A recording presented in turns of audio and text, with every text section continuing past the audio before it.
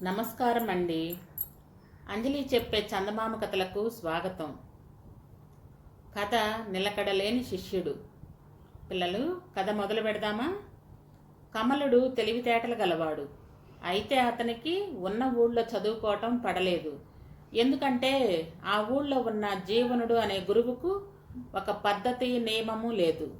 విద్యార్థులకు తోచినప్పుడు చదువు చెప్తాడు. జాము పొద్దెక్కి లేస్తాడు. రోజు స్నానం కూడా చేయడు. జీవనుడి దగ్గర కమలుడు ఒక మాసం రోజులు చదువుకున్నాక అతని తండ్రి అతన్ని పొరుగుళ్ళో బంధువులు ఇంట పెట్టి మాతంగుడు అనే గురువు దగ్గర చేర్చాడు. మాతంగుడి అలవాట్లు మంచివి. తన శిష్యులకు ఆయన మంచి అలవాట్లు బోధించేవాడు. గురువు చెప్పిన ప్రకారం కమలుడు రోజు కోడి కూసే వేళకు లేచి కాలకృత్యాలు తీర్చుకొని నదికి వెళ్ళి స్నానం చేసి అనంతరం దేవాలయానికి వెళ్ళి ప్రార్థన చేసి గురువుగారింటికి తిరిగి వచ్చేవాడు. అప్పటికి మాతంగుడు జపం చేసుకుంటూ ఉండేవాడు. జపం పూర్తయ్యేసరికే 2 గంటలు పట్టేది. తరువాత ఆయన భోజనం చేసి విశ్రమించేవాడు. సాయంకాలం మాతంగుడికి మరికొంత తతంగం ఉండేది. అది పూర్తయ్యేసరికే రాత్రి భోజనాల వేళ అయ్యేది. కమలుడు వెళ్ళి భోజనం చేసి వచ్చేశాడు. భోజనం చేసిన వెంటనే చదువుకోవటం ఏమాత్రం మంచిది కాదనేవాడు గురువుగారు. తరువాత కొద్దిసేపటికల్లా నిద్రా సమయం అయ్యేది. ఇది కమలుడి దినచర్య. చదువు సరిగ్గా కొనసాగటం లేదని దిగులు పడద్దు. శరీరాన్ని నియమాలతో క్రమశిక్షణలో ఉంచితే చదువు దానంతటదే వస్తుంది అనేవాడు మాతంగుడు.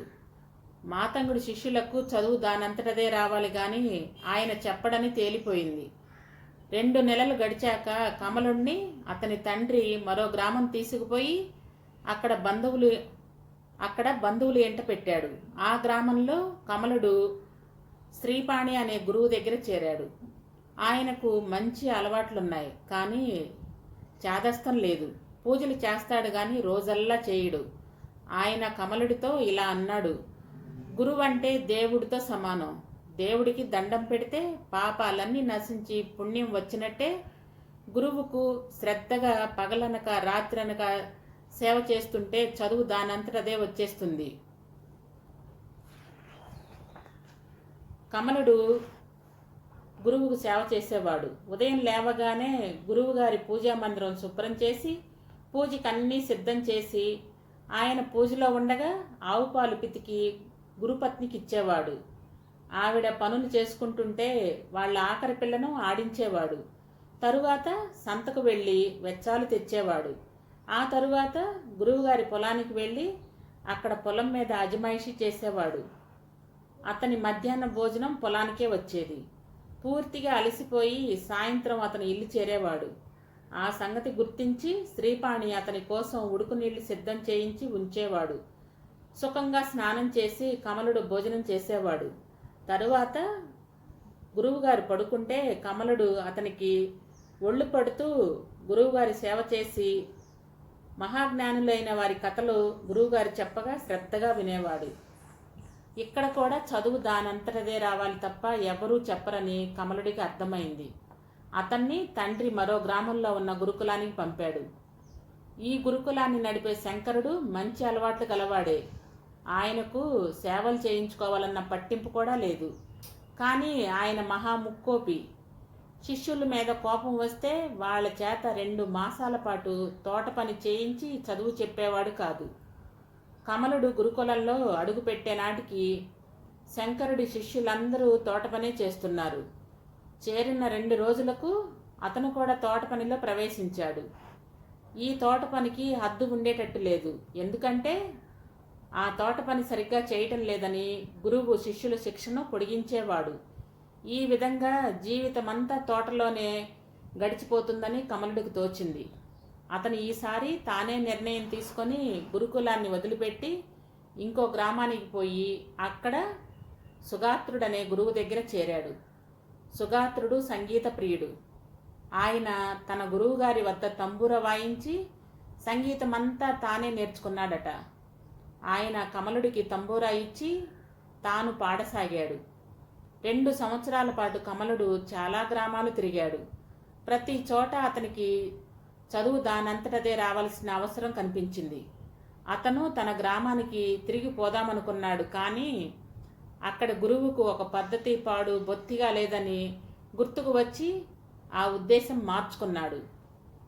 ఈలోగా కమలుడు ఉన్న గ్రామానికి ఎవరో యువకుడు వచ్చి వేదాంత ఉపన్యాసాలు ఇస్తున్నట్లు తెలిసింది. కమలుడు కూడా ఉపన్యాసం వినడానికి వెళ్ళాడు. ఉపన్యాసం చాలా ధారాళంగా సాగింది.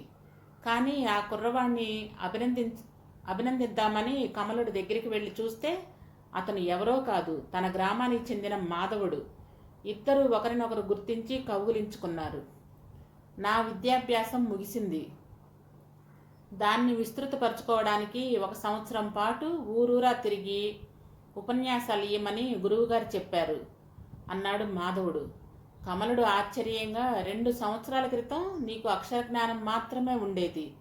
ఇంత కొద్ది కాలంలో నీకింత జ్ఞానం ప్రసాదించిన నీ గురువు ఎవరు అని అడిగాడు. 2 సంవత్సరాలంటే కొన్ని వందల రోజులు కదా, అది కొద్ది వ్యవధి ఎలా అవుతుంది? నీకు తెలుసు కదా, జీవనుడే నాకు గురువు. నువ్వు కూడా చాలా జ్ఞానం సంపాదించుంటావు అన్నాడు మాధవుడు. మంచి గురువు కోసం వెతుకుతూ మంచి అలవాట్లు నేర్చుకున్నాను. ఇంటి పనులు, పొలం పనులు, తోట పనులు నేర్చుకున్నాను. పెద్దలకు సేవ చేయడం నేర్చుకున్నాను. ఇక వెళ్ళి జీవనుడి వద్ద చదువు నేర్చుకుంటాను అన్నాడు కమలుడు. పిల్లలు, ఒక మంచి మాట. ముందు మనం నేర్చుకునే విద్య అయినా చేసే పనైనా సరే ఓర్పుతో, నేర్పుతో, ఏకాగ్రతతో చేయాలి. అంతేకాని అంతా మనకే తెలుసని ఉపాధ్యాయులు లేకుండా విద్య రాదు. తొందరపడకూడదు, అతి తెలివి చూపకూడదు.